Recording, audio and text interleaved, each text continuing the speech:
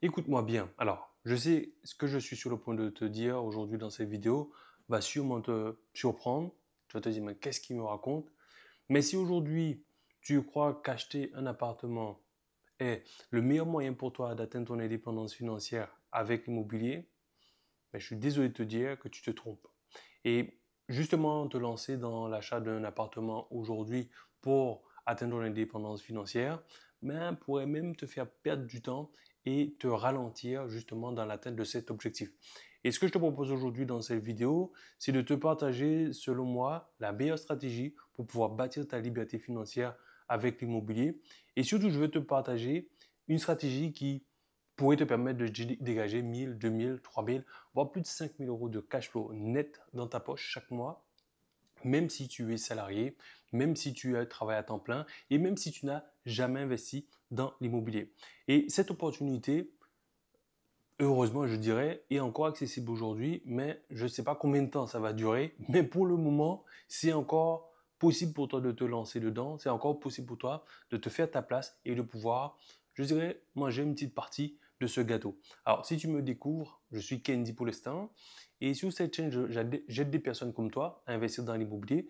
Depuis 2018, moi, j'ai accompagné des centaines d'investisseurs pour leur permettre justement d'atteindre leur indépendance financière grâce à l'immobilier. Donc, j'ai aidé des salariés, des personnes indépendantes et même des personnes qui sont en profession libérale à pouvoir se lancer sur la stratégie que je suis sur le point de te partager aujourd'hui et qui aujourd'hui génère des 30, 40, 50 000 euros par an grâce à ce type de projet et justement grâce à ces stratégies. Donc, ce que je t'invite à faire, c'est de regarder attentivement cette vidéo puisque je vais te partager l'une des erreurs que je vois souvent chez les gens qui veulent se lancer dans l'immobilier. Et en fait, ce qui se passe pour ces débutants, c'est qu'en gros, ils se disent, bon, ben, je vais acheter un studio, un appartement, et ils font ça en pensant que c'est le premier pas le plus logique vers leur liberté financière.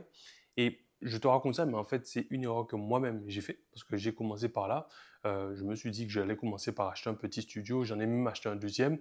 Et je me suis rendu compte que c'était pas forcément la meilleure stratégie pour moi. Et peut-être que toi, aujourd'hui, tu te dis ben, que c'est peut-être logique de commencer par un studio ou un appartement parce que c'est plus simple. Et je t'en veux même pas parce que c'est normal, c'est ce qu'on nous a appris, je dirais. C'est ce qu'on nous dit, c'est ce qu'on entend partout. Et c'est normal, je dirais, de partir dans cette direction puisque c'est celle qu'on nous a toujours présentée. Mais aujourd'hui, laisse-moi te dire un petit peu la vérité que personne, je dirais, n'explique quand il s'agit d'investissement immobilier, en tout cas surtout quand tu veux te lancer dans l'achat d'un appartement. En fait, le problème de commencer par un appartement ou un studio, comme tu le veux, c'est en fait de te retrouver dans un schéma ou en tout cas avec un bien qui pourra pas te permettre d'atteindre ton indépendance financière parce que cette stratégie est selon moi la pire pour pouvoir justement dégager du cash flow, dégager des revenus pour devenir libre. Et tu vas me dire, mais pourquoi je dis ça? Parce que c'est ce que tout le monde fait. Mais je te dirais que déjà, le fait d'investir dans un appartement, un petit studio, un T2, un T3, comme tu veux, le problème de ce type de bien, c'est que tu te retrouves avec un seul locataire. Ok. Donc, qui dit un seul locataire, ben, ça veut dire que tu auras un seul loyer. Et qui dit que tu as un seul loyer, ben, le jour où ce locataire s'en va ou il a un défaut de paiement, qu'est-ce qui se passe? Tu te retrouves dans le rouge, tu te retrouves dans une situation délicate. Mais je dirais que c'est même pas ça le pire.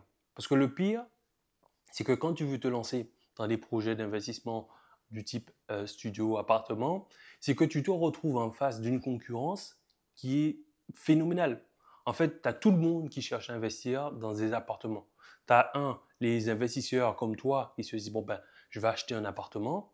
Et tu as les pires, c'est les primo-accédants qui veulent acheter leur résidence principale parce que eux, ils achètent avec le cœur. Ils sont là pour chercher le coup de cœur, pour avoir un truc pour lequel ils vont avoir des émotions. Donc eux, ils ont pas peur de mettre de l'argent pour pouvoir justement obtenir le bien. Résultat, ce qui se passe, c'est que tu te retrouves avec un bien que tu as payé beaucoup plus cher parce que le propriétaire, le vendeur, il n'a aucun intérêt à brader son bien parce qu'il se dit, si c'est pas toi, ce sera quelqu'un d'autre. Donc du coup, tu es obligé d'acheter le bien au prix auquel il propose. Ça, c'est le premier inconvénient. Deuxième problème, je dirais, d'investir dans un appartement, c'est que les rentabilités sont super faibles. Parce que comme tu as acheté trop cher initialement, mais forcément, ça se répercute sur la rentabilité de ton projet. Comme tu as un projet qui n'est pas très rentable, ben à ce moment-là, du coup, tu n'as pas beaucoup de cash flow. Et comme tu n'as pas beaucoup de cash flow, ben tu te retrouves dans une situation qui est délicate pour pouvoir continuer d'investir. Quand tu retournes voir la banque pour dire ben, j'aimerais faire un deuxième projet, le deuxième, ça peut encore passer. À partir du troisième, on fait la grimace et on te dit ah, c'est fini. Et du coup, tu te retrouves dans l'incapacité de continuer d'investir. Ça, c'était le deuxième point. Mais le troisième point, qui selon moi est le pire, c'est que quand tu achètes un appartement, tu es propriétaire, mais tu n'es même pas vraiment chez toi.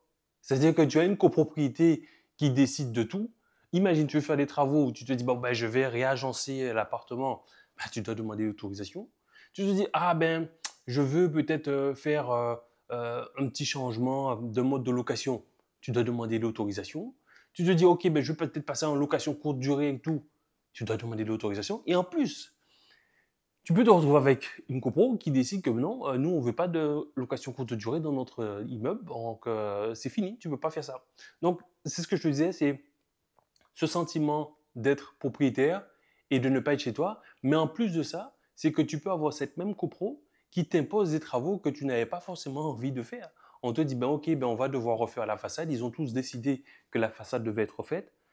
Ben, du coup, tu devras quand même passer à la caisse, même si pour toi, ce n'était pas forcément du moins intéressant ou judicieux ou pertinent de faire ces travaux-là à ce moment-là. Et moi-même, ce que je te raconte là, c'est quelque chose que j'ai vécu. Alors, moi, je me souviens, j'ai un de mes appartements où il y avait un local commercial au rez-de-chaussée. Ils ont décidé de louer ce local commercial à un restaurateur. Alors, moi, je n'étais pas pour cette idée de louer à un restaurateur, puisque je sais que ça peut générer des odeurs, ce genre de problématiques. Donc, moi, j'étais OK pour des bureaux. Eux, ils ont décidé autrement. Ils ont dit, ben non, on va louer un restaurateur. Eh ben, qu'est-ce qui s'est passé? Je n'ai fait que constater, au bout de quelques semaines, ben, que les mecs, ils avaient installé une hotte d'aspiration directement sur le mur de mon appartement. Et ça, je pouvais rien y faire. Et du coup, j'étais mis devant le fait accompli. Je pouvais que constater qu'ils avaient mis ça en place. Donc, tout ça pour te dire quoi? C'est que quand tu es propriétaire dans un appartement, quand tu es propriétaire d'un appartement, ben, tu es propriétaire d'un bien, mais tu n'es pas vraiment chez toi. Et c'est quand j'ai constaté ça que je me suis dit, tu sais quoi? Je vais complètement changer de stratégie. Et c'est à ce moment-là que j'ai découvert les immeubles de rapport.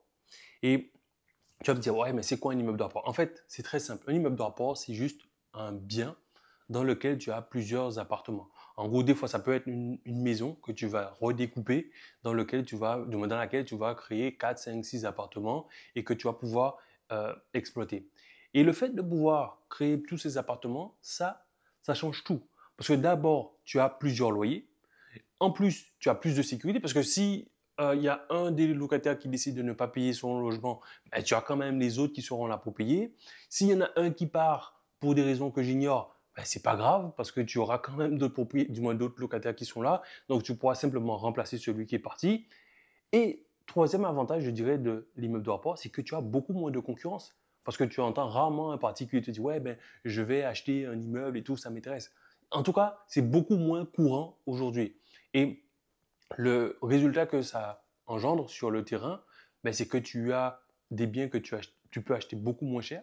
Parce que comme il n'y a pas beaucoup de concurrence, ben, le propriétaire se retrouve en face de très peu de personnes qui font des offres. Et comme il y a peu d'offres, ben, à ce moment-là, le propriétaire est obligé de s'adapter. Et c'est pour ça que toi, tu peux réussir à faire des offres qui sont très agressives et tu peux réussir à faire des opérations qui sont rentables et qui vont pouvoir te permettre de dégager un cash flow beaucoup plus intéressant.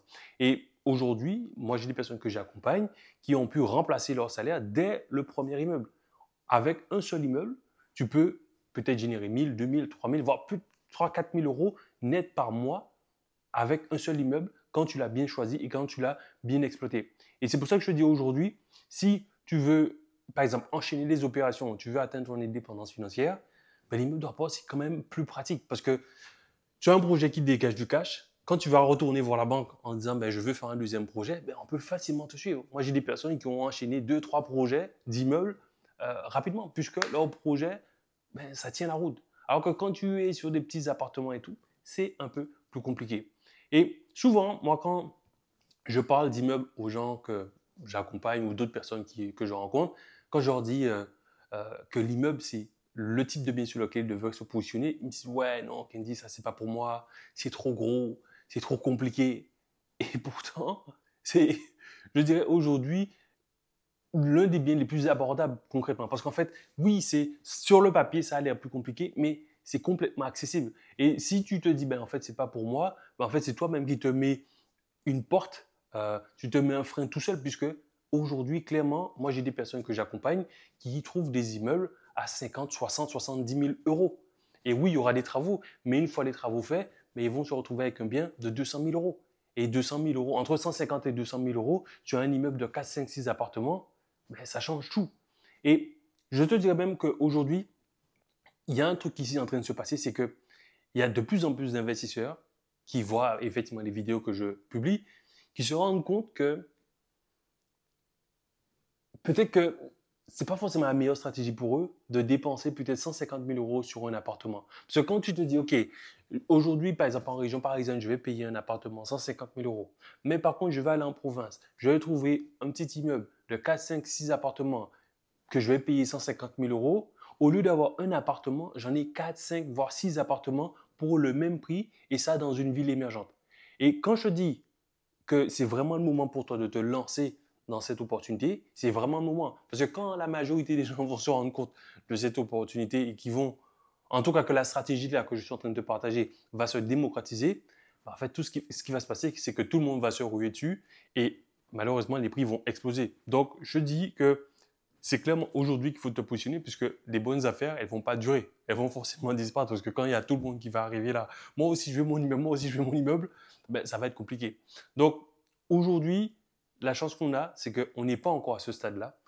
Tout le monde, du moins les gens ont encore ce schéma de ouais, ben, je vais acheter un appartement et tout. Donc ça fait que tu as encore une fenêtre de tir pour pouvoir te lancer, mais cette fenêtre est assez fine. Donc c'est pour ça que je dis, c'est maintenant qu'il faut que il faut que tu te positionnes. Puisque tu es encore dans une fenêtre de tir où les vendeurs sont plus souples, c'est-à-dire que là, tu as la possibilité de plus facilement négocier. C'est ce qui fait que tu vas pouvoir obtenir des biens à un prix beaucoup plus intéressant.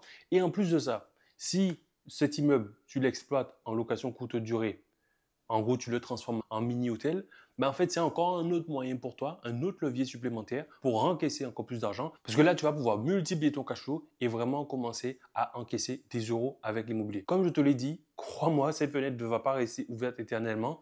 Donc, c'est maintenant qu'il faut que tu te positionnes sur ce type de bien parce que je dirais que tu es peut-être à un immeuble de ton indépendance financière. Et si tu laisses passer cette opportunité, je pense que tu pourrais bien regretter d'avoir attendu parce que tu te diras, purée, si j'avais acheté mon immeuble il y a allez, 4-5 ans, aujourd'hui, je serais bien loin. Tu vois. Et cette stratégie que je te partage aujourd'hui dans cette vidéo, c'est la stratégie qui m'a permis de quitter mon job à l'âge de 28 ans, qui m'a permis de remplacer mon salaire. Et je dirais que je ne suis même pas une exception parce que plusieurs personnes que tu as peut-être vues sur cette chaîne, ou en tout cas que tu pourras voir sur cette chaîne, ont pu remplacer leur salaire et quitter leur job. Je pense notamment à Lynette ou Camille, Aimé, Cindy, tout un tas de sprinters qui ont investi dans des immeubles de rapport qu'ils ont exploités en location courte durée, qui ont créé effectivement un peu comme ce mini-hôtel. Certains avaient des enfants, d'autres étaient en portage salarial, d'autres étaient en profession libérale. Et pourtant, ils ont quand même réussi à se lancer. Donc, je veux dire, quelle que soit l'excuse que tu te donnes aujourd'hui, si tu as une situation stable, c'est-à-dire que tu as des revenus qui rentrent, tu as un petit peu d'apport. Alors, je ne te dis pas d'avoir 100 000, 200 000 euros. Non, tu as 10, 15 000 euros d'apport de côté. Aujourd'hui, tu as une fenêtre de tir que tu ne peux pas te permettre de louper. C'est aujourd'hui qu'il faut que tu te positionnes. Et aujourd'hui, comme je te dis, tous les feux sont ouverts pour pouvoir te lancer. C'est un peu comme si tu vois, c'est comme les gens qui ont raté le Bitcoin il y a 10-15 ans, qui se disent, purée, si j'avais acheté des Bitcoins, bah aujourd'hui, je serais bien. Alors, on n'est pas au même niveau que les Bitcoins, mais en tout cas là, tu sais que c'est quelque chose qui est là, que tu pourras donner à tes enfants, à tes futurs enfants, et qui pourra te permettre justement d'atteindre ton indépendance financière. Aujourd'hui, les immeubles de rapport sont, comme je te le dis, encore accessibles. Donc, avant que cette porte, cette fenêtre de tir se referme, je te dirais, c'est le moment pour toi de te lancer. À ce moment de cette vidéo, tu as peut-être deux options qui se présentent à toi. Tu peux te dire, OK, je vais continuer d'acheter mes petits appartements par-ci, par-là. Mais je suis désolé de te dire ça. ce qui va se passer pour toi, c'est que ça va te prendre 10, 15, 20 ans avant de pouvoir éventuellement atteindre ton indépendance financière. L'option 2, c'est de te dire que tu vas passer à la vitesse supérieure et de commencer à utiliser une stratégie qui fonctionne vraiment, qui a aidé, du moins qui a permis à d'autres personnes comme toi de pouvoir atteindre leur indépendance financière. Et si c'est cette stratégie que tu as choisie, ben, j'ai créé une autre vidéo, je t'invite à la regarder. Et d'ici là, moi je te souhaite une bonne journée, je te dis prends soin de toi et je te dis ciao ciao.